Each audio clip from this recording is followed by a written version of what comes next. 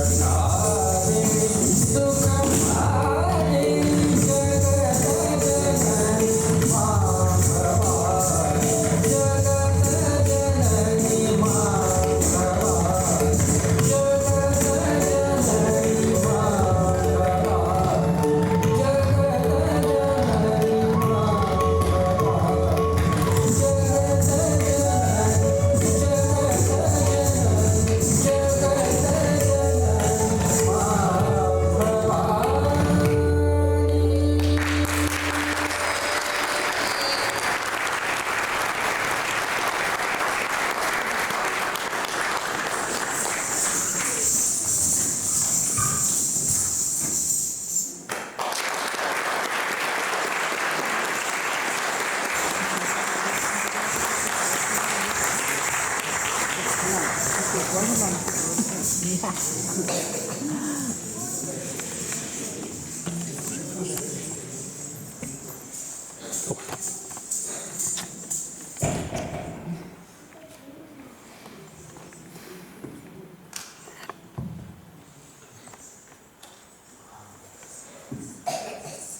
you so much, audience, for being here, for appreciating our dance form.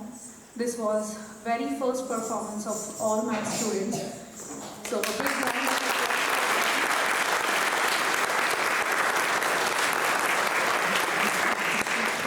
My guru, who is in India, she always used to feel very much proud about all her students. But I never understand what was that feeling. And today I could feel that. I'm still not a guru, but just being as a teacher, it's really very emotional and yeah, I'm just super happy. After this energetic invocation of Shiva and Shakti, the masculine and feminine energy, which we all have, now let's travel to the medieval period where Kathak was patronized by Mughal court, incorporating Persian and Islamic influences. This era led to the refinement and evolution in the Kathak dance world.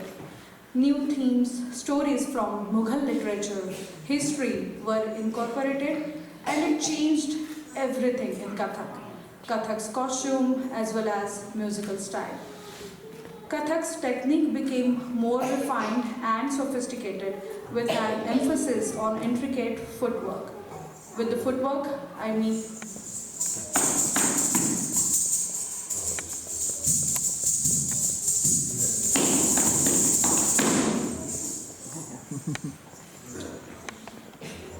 with the footwork,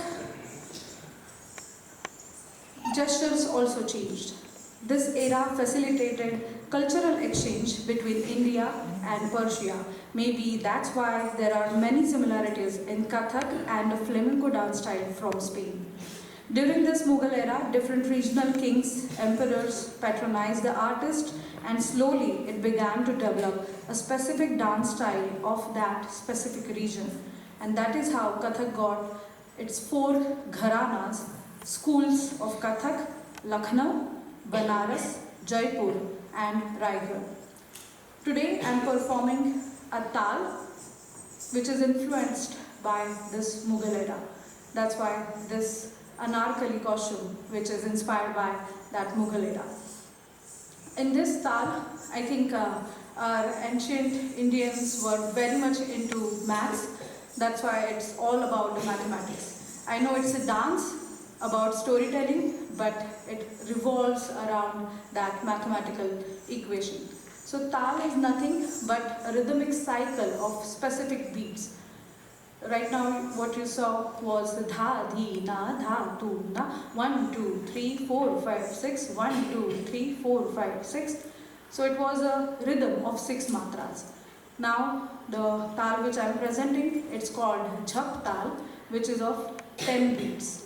Dhi, na, dhi, dhi, na, ti, na, dhi, dhi, na, 1, 2, 3, 4, 5, 6, 7, 8, 9, 10, 1. So landing on sound, coming on the first beat is very much important. It is called as sound. In this particular composition, I am trying to perform all the aspects of technical aspect of Kathak, which includes Uthan, Tatkar, Paran, Tode, Chakradar, Tihai, all of it. So I hope you will enjoy the technical aspect of Kathak, performing Jhap Tal of 10 beats, music by Bhageshri Vaze. It's my humble attempt to choreograph it. So the choreographing thing started, so it's never like a complete process, I feel. It's all the time you are inspired by something and you try to make your choreography as much intricate and as beautiful as possible. So I have been choreographing this from last autumn, and at that time, just to remember that period, I felt like I should have a costume which is inspired by all the autumn colors. So I hope it will resonate with you. Performing Jhabtal.